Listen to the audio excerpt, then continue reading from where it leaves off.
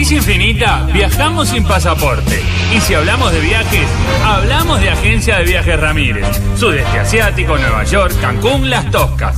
Consulte con la promo de primavera fin de curso en Bariloche. Con pasajes, hotel, clases de esquí y de flores por parte de un animador. Agencia de Viajes Ramírez presenta a los Kronfeld.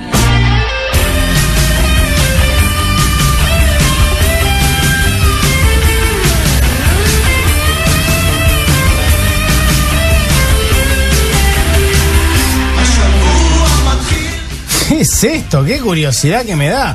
Damas y caballeros, estamos ya en comunicación con Germán Kronfeld. Aló, muy buenas tardes. ¿Cómo andan? Después de tanto tiempo. ¿Cómo andás? ¿Volviste? Así es, por suerte ya me encontré con Nico y seguimos viaje después de casi 40 días separados, que no nos pasaba hace casi 2 años. Me imagino que, claro, se debe haber sentido raro después de tanto tiempo. Bastante bien, o sea, todo el mundo nos pregunta, una de las preguntas clásicas es ¿cómo nos llevamos? Claro. Nos llevamos espectacular, estuvimos el último año y 8 meses previo a ese viaje, a este paréntesis, 3 o 4 días separados, incluso hemos dormido y compartido cuartos muchísimos veces, y bien, ahora volvimos y es como si nada, seguimos como si nunca nos hubiésemos separado. Bueno, muy bien, retomando entonces el camino en esta ruta extensa que han decidido tomar. ¿Y cuáles son los planes ahora, Germán? Bueno, recién, yo me junté con Nico, que está acá conmigo, y eso fue hace unos días acá en Tel Aviv. Nico había llegado más o menos 5 días antes. La idea es quedarnos acá en Israel, conocer un poco de la realidad que se vive acá, diferentes ciudades que ya nos han recomendado, tratar de entender un poquito cómo es vivir acá y todas esas preguntas que nosotros desde Uruguay o de cualquier país del mundo, porque cuando yo comentaba que venía para acá nos empezaban a hacer y empezamos a charlar, entender un poquito y después seguir para Rusia y ya arrancar para el este a través de un tren que se llama el Transiberiano, que quizás le suene. Sí, claro, van a hacer el Transiberiano. O sea que entonces de Tel Aviv, algunas otras ciudades que van a ser en Israel y de ahí a Rusia. De Tel Aviv como centro vamos a movernos a diferentes lugares de acá, vamos a dejar a San Petersburgo, de ahí a Moscú, y en Moscú mismo arrancamos el tren que nos llevará hacia el este por el corazón, por todo el centro de Rusia. Bien, muy bien. ¿Sabes qué? ¿Van a ir a Jerusalén? La idea es ir a Jerusalén, obviamente, y estar en esa ciudad que, bueno, no solo hemos estado en otras ciudades a las que la llaman la Jerusalén de esos distintos lugares. No, acá van a ir es obvio, no hay que ser muy leído para saber que es un lugar en el que conviven tantas religiones, culturas, posturas políticas y de todo tipo, que seguramente sea un shock tremendo y nos parece importante para entender al menos un porcentaje muy mínimo de todo lo que pasa en este pedacito de tierra que es chiquito geográficamente, pero que hace ruido. Claro, no, van a ir a la Jerusalén de Jerusalén. Yo a propósito les quería pedir, si no les jode, yo digo, también para no pedirle algo que anden cargando mucho, ¿viste? Ustedes siguen mucho de viaje y todo eso. Una piedrita, un pedacito de templo, de lo que quede nomás, no se calienten, lo que encuentren nomás, si no les jode. Olvídate, Salva, todo el tiempo nos llevan pedidos, una piedrita más, obviamente que cargarla en la espalda no es tan complicado. Igual es una piedra, ¿quién le va a joder? No te está pidiendo un pilar tampoco. No te está pidiendo un pilar, ni nada. Una columna. Es un cachito de piedra del templo, tampoco. ¿Cuánta gente le puede interesar? A nadie. O sea, no. Y tampoco nos va a meternos en algo tan complicado. Ya hay bastante cosas acá como para venir nosotros dos uruguayos y complicarla más. No queremos esos temas por nuestra casa. Claro. Bueno, o sea que la Torre de David la dejamos como está. Dejalo, la Torre de David. Un ladrillito del montón. Sí, no, y eso sí, lo que sí te voy a pedir, porque uno nunca sabe, si llegan a encontrar, porque capaz que van y todavía uno se apoya cansado en una piedra, se abre una compuerta, encuentran el Arca de la Alianza, que me traigan un pedacito, nada más. 100%, olvídate. Mandamos de lo que encontremos, te mandamos algo. Ah, perfecto, me quedo tranquilo, entonces que si la encuentran, mandan un pedacito. Olvídate, nos vamos a dedicar, tenemos un mes más o menos, así que ya tenemos unos mapas ahí que nos estuvimos bajando de Google Maps. Sí. Y parece que no es tan difícil, Estamos girando. Pero ¿qué tiene que estar por ahí el Arca? No puede ser tan complicado. Si no es tan grande eso, o sea, si no lo encontramos, porque no se pusieron las pilas para buscarlo, porque tiene que estar por ahí. Este país, en total, todo el tamaño es como Tacuarembó. Bueno, o sea que en un par de días lo tenemos que recorrer y un arca no puede estar escondida atrás de un árbol. No puede, claro, además es de oro, o sea, te tenés que dar cuenta, se tiene que ver enseguida, o sea, no. Es lo que yo pienso. Totalmente. Muchachos, les contamos algo de nuestras primeras impresiones cuando llegamos acá. llegamos obviamente, como todo el mundo, con un montón de preguntas, con un montón de preconceptos y de ideas que hasta que no se ven, no se logran entender. Y una de las principales preguntas que nos hacíamos nosotros también cuando vinimos para acá era qué significa el conflicto árabe-israelí o el conflicto israelo-palestino y qué quiere decir que cada uno vive de su lado y que están tan cerca y con límites que en algunas partes están claros pero en otras no tanto. Entonces nuestra pregunta en resumen era: árabes y judíos o árabes e israelíes no se pueden ni ver. Y para nuestra sorpresa, porque obviamente es difícil entender un conflicto desde tan lejos y tantos años de historia de rivalidad, es difícil también imaginarse una coexistencia, una convivencia, pero nos encontramos con la sorpresa de que hay un tipo de ciudadano en este país que se llama árabe israelí, que son gente de procedencia árabe, pero que son ciudadanos israelíes y que tienen documentos israelíes y trabajos en Israel, y eso hace que no solo puedan convivir árabes con israelíes, sino que sea parte de la rutina y que la pregunta sea hasta casi absurda para una persona que vive acá, porque cualquier persona que te atiende en una frutería, cualquier persona que estudia contigo en la universidad, cualquier persona que te podés encontrar en el ómnibus, es de procedencia árabe, y a su vez los árabes se encuentran con gente de procedencia judía, y no es una gran situación. De hecho, ni siquiera existe un humor en contra de la otra religión o de la otra cultura. Es decir, en un ambiente en el que todos son judíos, no está bien visto tampoco hacer chistes en contra de los árabes. En una oficina en la que no hay nadie, ningún personal árabe, no es parte de la idiosincrasia ni del humor, como es parte, por ejemplo, en Uruguay, hacer un chiste de gallegos. Acá no se hacen chistes de árabes, porque los árabes no representan automáticamente enemigos para este país. Entonces es una de las cosas que nos sorprendió, y alguna de esas barreras conceptuales que derribamos al venir acá, y entendimos que algo que parecía tan improbable es algo obvio acá en Israel, y es una respuesta que la gente nos da casi sin entender la pregunta. Obviamente que conviven judíos y árabes en este país, no solo porque existen a través de la ciudadanía, sino porque en la diaria son personas con culturas diferentes que conviven en el mismo país. Ajá, pero bueno, de todas maneras, digamos, más allá de esa cuestión, ¿cuánto puede haber de políticamente correcto, digamos, en eso, o de postura, digamos, o de realidad, digamos? Porque de alguna manera Israel es un estado tremendamente militarizado y con una gran seguridad, digamos. Es casi como que vive en una alerta naranja permanente o en una alerta amarilla, digamos, en cuanto a su seguridad. Obviamente que cuando vos vas a una persona y le haces una pregunta puntual como la que recién describíamos, estás poniendo en una situación comprometida. O sea, a nadie, por ponerte un ejemplo, ¿no? A nadie que es racista, si vas y le preguntas cómo te llevas con los negros, cuando vos le haces la pregunta estás condicionando la respuesta, ¿no? Sí, entonces tiene que ver con lo que vos decís de ser políticamente correcto o incorrecto. Ahora, eso cuando alguien te responde la pregunta, pero cuando nosotros caminamos por las calles y vemos que árabe israelí quiere decir 1 de cada 6 personas en Israel. No estamos hablando de una minoría como nosotros tenemos la concepción de minoría, que quiere decir, no sé, 10.000 personas en 3 millones. Estamos hablando de 1 persona de cada 6. Entendemos, sí, que la distinción entre árabe israelí y árabe palestino o el conflicto son dos mundos totalmente diferentes. Que en los trabajos haya una coexistencia, que haya barrios totalmente en la que estén mezclados.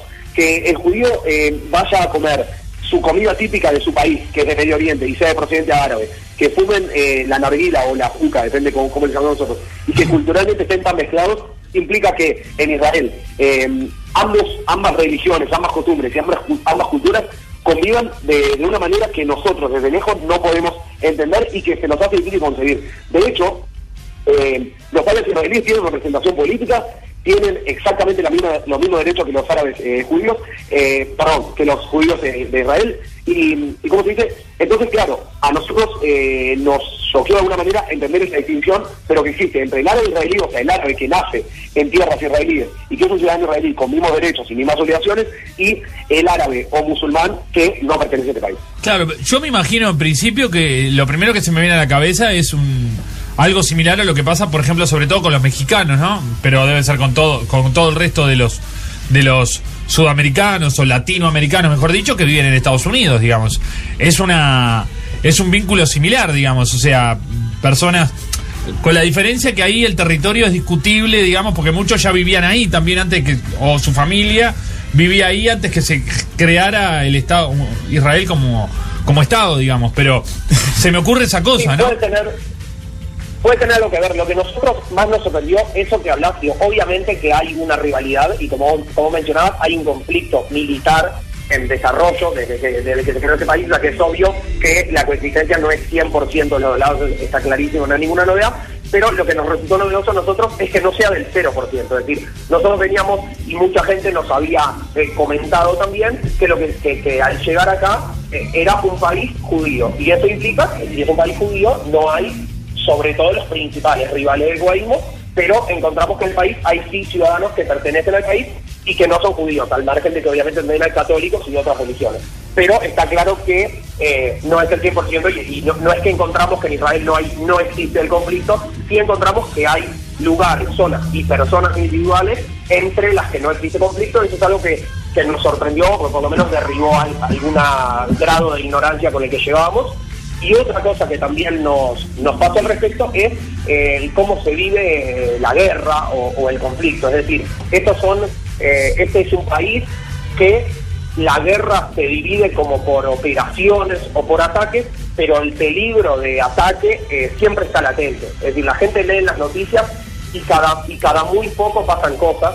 Entonces, por más que en este momento no esté transcurriendo una guerra o no haya una operación militar en curso, la guerra es algo que está metido en la rutina. Entonces, no es, por más que en este momento estamos en paz, nosotros nos imaginamos un país mucho más paranoico acerca de la guerra y con mucho más actitudes como si fuera bajo conflicto. Y nos encontramos con que la rutina es un poco diferente. Cuando alguien nos pregunta también y se cuestiona cómo es vivir en esta situación casi guerra, para nosotros una buena respuesta es básicamente como a nosotros nos pasa en Uruguay. A vos te pueden, por decir algo, robar o no robar, pero el tema de seguridad en Uruguay es un tema al que vos, una parte de tu cerebro, de tu tiempo en rutina, le dedicás. Cambiás para dónde ir, cuándo ir, en qué horario, lo que sea. Entonces, por más que vos no estés pasando por una situación comprometida en materia de seguridad en Uruguay, siempre lo tenés ahí. Esto es igual, pero con un tema muchísimo más jodido, que es el tema de la guerra. El israelí promedio no está todo el tiempo caminando y siendo paranoico y mirando a ver si encuentra un paquete sospechoso o si va a caer un misil en la casa. Lo que sí está en su rutina incorporado es una preparación diferente. Tiene las casas con un cuarto de refugio, casi todas, o hay refugios públicos. Tiene una sensibilidad muchísimo mayor a detalles que para nosotros no serían relevantes. Está siempre preparado como para escuchar una sirena y que en dos milésimas de segundo cambie su rutina. Entonces es eso. Es algo que todo el tiempo están haciendo, pero sí es algo que constituye parte de su tiempo y de su preocupación rutinaria, de todo el día. Claro, está naturalizado, digamos, como, bueno, los seres humanos nos acostumbramos a casi todo, ¿no? Totalmente, o sea, hablamos con la gente y nos comentan dónde viven, o sea, en qué ciudades viven, y cuando les preguntamos cómo está la cosa ahí, nadie responde, por ejemplo, y ahora no pasa nada. Es decir, hay ciudades que son, por la cercanía que tienen a la Franja de Gaza, más proclives a recibir caídas de misiles o sirenas con alertas sobre caídas de misiles. Por lo tanto, no es que hay en guerra estas ciudades son muy peligrosas y fuera de guerra la pregunta no es pertinente. La pregunta siempre es pertinente porque la respuesta es ahora está tranquilo. Lo que no quiere decir que mañana no puedas estar volviendo al trabajo y que suene una sirena que haga que lo que creías que era el camino de 5 minutos normal a tu trabajo es meterte en un refugio y salir cuando te avisen que se puede salir. O, por ejemplo, nos cruzamos con gente que trabaja en hostels y mucha gente de muchos años, y bueno, surgió en una charla con preguntarle a una chica que amaba como la cultura de hostel, si no pensaba abrir un hostel acá. Y decía que el negocio del turismo en Israel es muy complicado porque no depende de las movidas que puedas hacer vos. No depende de verano, invierno, baja temporada o alta temporada. Cuando hay un conflicto, el turismo tiende a cero, y siempre después y antes de un conflicto las consecuencias se sienten mucho. Entonces uno no sabe si la inversión que va a hacer de repente va a retornar en algún momento, o si arranca una guerra que va a durar 8 meses y los primeros 8 meses de tu negocio no tienes clientes. Entonces es algo que está metido en la idiosincrasia. Claro, y ya que hablas de turismo y eso, el turismo que recibe Israel, digamos, ¿cuánto ¿de dónde proviene fundamentalmente? ¿Es parte de la diáspora, digamos, o hay un porcentaje muy alto de gente de diferentes, digamos, además de ser de la diáspora, de diferentes partes del mundo, pero hay mucho turismo no judío, digamos, que va a Israel? Ayer estábamos hablando con un conocido y nos preguntamos eso, así que justo ayer de noche antes de acostarme entré a consultar eso. Por lo que estuve leyendo, el turismo tiene muchísimo que ver con lo religioso, en gran medida. Eso no significa, para mi sorpresa, que la mayoría de las personas que vengan sean de procedencia judía. Por lo contrario, el mayor porcentaje de personas que vienen a visitar Israel son de procedencia católica. Tiene que ver con las peregrinaciones o con la cantidad de lugares sagrados. No nos olvidemos que acá, por ejemplo, en Jerusalén, no sé exactamente la cantidad de metros cuadrados, pero en un par de cuadritas está el Muro de los Lamentos, que es la parte más importante para el judaísmo. Está el Santo Sepulcro, que es una de las cosas más importantes para el cristianismo, sí. Y está una de las mezquitas más importantes del planeta. Entonces, tenemos las tres religiones que concentran más personas en el mundo, pero sobre todo el cristianismo y el islam, que concentran muchísima gente y que traen más gente por motivos religiosos. El turismo es en su mayoría religioso, pero no en su mayoría judío. Lo que sí, fuera de lo que es religioso, sí, es una mayoría de personas, de judíos que vienen a conocer el país o a visitar conocidos que se fueron de sus países a vivir acá. Claro. Bueno, vamos a estar hablando, ustedes se van a quedar un mes, entonces en total en Israel vamos a estar hablando muchísimo, imagino que van a recorrer, porque además, pese a que es un país muy pequeño, como ustedes bien lo contaban, hay realidades muy distintas que se viven en cada lugar, desde, bueno, lugares que... Totalmente. La verdad es que sentimos que por más que geográficamente era un país chiquito, para entenderlo teníamos que venir, y además de venir, movernos por distintas ciudades, charlar con mucha gente, y de verdad que es un lugar que sabemos de pique que el objetivo es fallido, porque entender lo que hace tantos años viene pasando acá y todo el mundo lo estudia y nadie lo entiende, no queremos ser nosotros los que lo vamos a terminar de concluir, pero, no, pero además un poco más.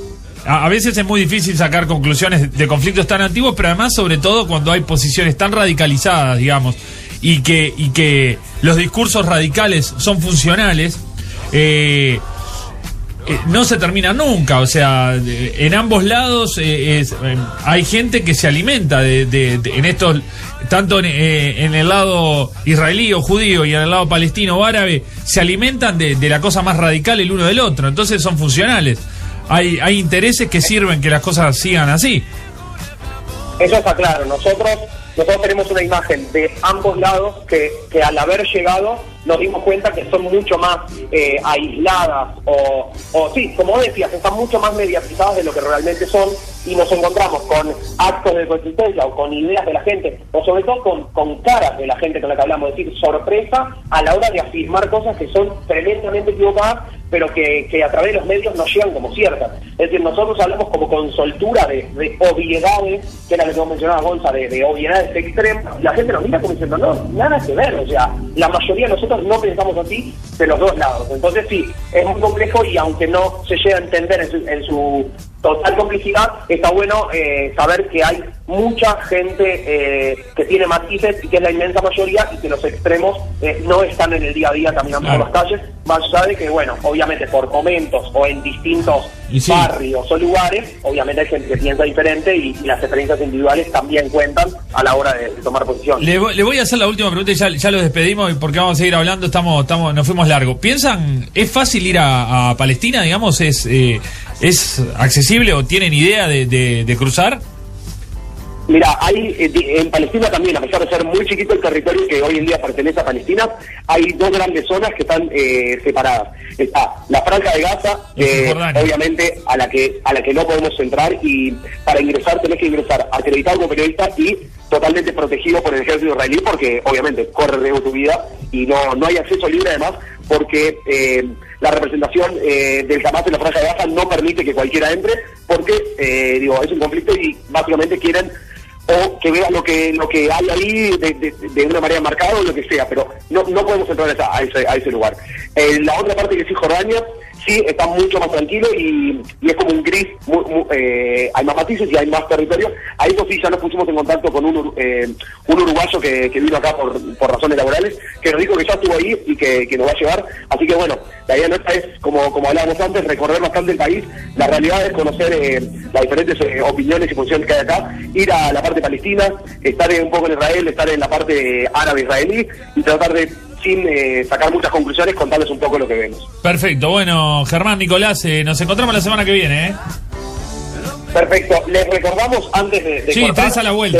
Seguimos en la página de Facebook, 3 punto a la vuelta, meten ahí en el buscador 3 con letras punto a la vuelta, nos dan me gusta en la página y ahí van a poder ver más o menos cómo la llevamos y también hacernos preguntas, porque tratamos de mirar todo con ojos neutrales y sin tener información previa, pero a veces nos olvidamos de preguntar cosas porque creemos que son obvias y nos estamos dando unas buenas sorpresas. Así que las preguntas que tengan también nos las acercan y las vamos a preguntar. Perfecto, bueno, abrazo grande. Abrazo enorme, que siga muy bien. Motos Kiway, una marca global con el mejor respaldo local.